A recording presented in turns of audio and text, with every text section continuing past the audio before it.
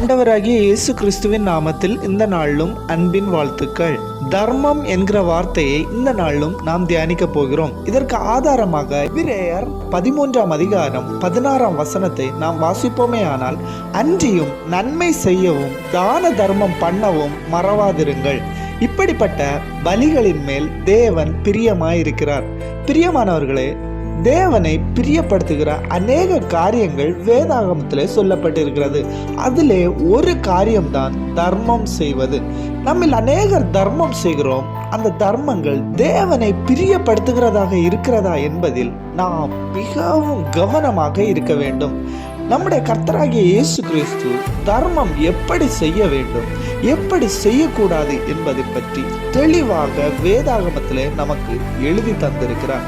முதலாவது, நாம் எப்படி தர்மம் செய்யக்கூடாது என்பதை பற்றி பார்ப்போமே ஆனால், மத்தேயு 6ஆம் அதிகாரம் அதனுடைய 1-2 வசனங்களை வாசித்தால், மனுஷர் காண வேண்டும் என்று அவர்களுக்கு முன்பாக உங்கள் தர்மங்களை செய்யாதபடி எச்சரிக்கையாயிருங்கள். செய்தால் பரலோகத்தில் இருக்கிற உங்கள் பிதாவினிடத்தில் உங்களுக்கு பலன் இல்லை. ஆகையால் நீ தர்மம் செய்யும் போது மனுஷரால் புகழப்படுகிறதற்கு மாயக்காரர் ஆலயங்களில் வீதிகளில் செய்வது போல உனக்கு முன்பாக தாரை ஊதுவியாதே.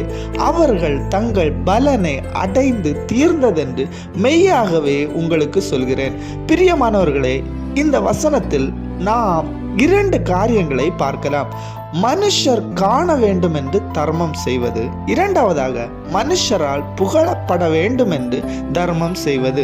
முதலாவதாக மனுஷர் காண வேண்டும் என்று தர்மம் செய்வது, அதை பற்றி நாம் பார்ப்போமே ஆனால், இந்த காலகட்டத்திலே ஒரு சில மனிதர்கள் தாங்கள் செய்கின்ற தர்மங்கள் மனுஷர் காண வேண்டும் என்று பிரியப்படுகிறார்கள். அது மட்டுமல்ல, அதை தங்களுடைய கிரியைகளிலும் காண்பிக்கிறார்கள். உதாரணமாக அதை போட்டோக்களாக, வீடியோக்களாக எடுத்து சமூக வலைதளங்கள் மூலம் பரப்பி தங்கள் பெயர் பிரஸ்தாபத்தை நாடுகிறார்கள்.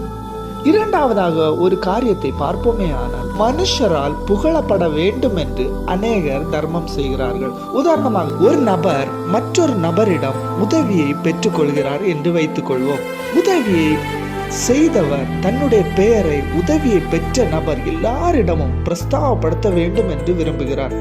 ஆனால் ஆண்டவர் இந்த 2 காரியத்திலேயும் மிகவும் எச்சரிக்கையாய் இருக்க வேண்டும் என்று சொல்கிறார். எதற்காக ஆண்டவர் இப்படி சொல்கிறார் என்றால், நாம் பார்த்த 2 காரியங்களிலும் ஆண்டவரிடத்திலிருந்து எந்த பலனையும் பெற்றுக்கொள்ள முடியாது.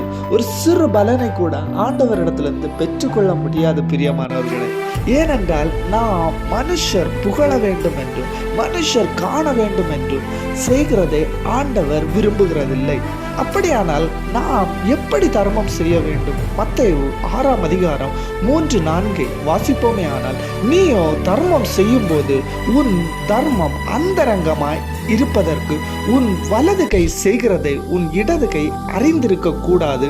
அப்பொழுது அந்தரங்கத்திலிருந்து பார்க்கிற உன் பிதா தாமே உனக்கு வெளியரங்கமாய் பலன் அளிப்பார். பிரியமானவர்களே, நம்முடைய தர்மங்கள் அந்தரங்கமாய் இருக்க வேண்டும் என்று தேவன் விரும்புகிறார். நாம் செய்கிற தர்மங்கள் மற்றவர்களுக்கு தெரியவோ அறிந்திருக்கவோ கூடாது என்று தேவன் விரும்புகிறார். அதே வசனத்திலே இவ்வாறாக சொல்லப்பட்டிருக்கிறது, உன் வலது கை செய்கிறதை உன் இடது கை அறிந்திருக்க கூடாது என்று பார்க்கிறோம். உதாரணமாக, சிலர் தங்களுக்கு வலது கரமாக குடும்பத்தையோ நண்பர்களையோ வைத்திருக்கலாம். அவர்களுக்கு கூட நாம் செய்திருக்கிற தர்மங்கள் தெரிந்திருக்க கூடாது. பிரியமானவர்களை, இந்த நாளில் நாம் ஒரு தீர்மானத்தை எடுப்போம். நாம் எதற்காக தர்மம் செய்கிறோம்? நாம் யாரை பிரியப்படுத்த தர்மம் செய்கிறோம்? நாம் தேவனிடத்திலிருந்து பலனை பெற்றுக்கொள்ளும்படியாக தர்மங்களை செய்கிறோமா, இல்லை மனுஷனை பிரியப்படுத்தும்படியாக, மனுஷன் நம்மை புகழ வேண்டும் என்று செய்கிறோமா? பிரியமானவர்களே, தேவனிடத்திலிருந்தே பலனை பெற்றுக்கொள்ளும். அது நம்முடைய வாழ்க்கைக்கு ஆசீர்வாதமாய் மாறும் என்கிறதில் எந்த சந்தேகமும் இல்லை. இந்த வார்த்தைகள் மூலம் தேவன் தாமே நம்மை ஆசீர்வதிப்பாராக. ஆமென்.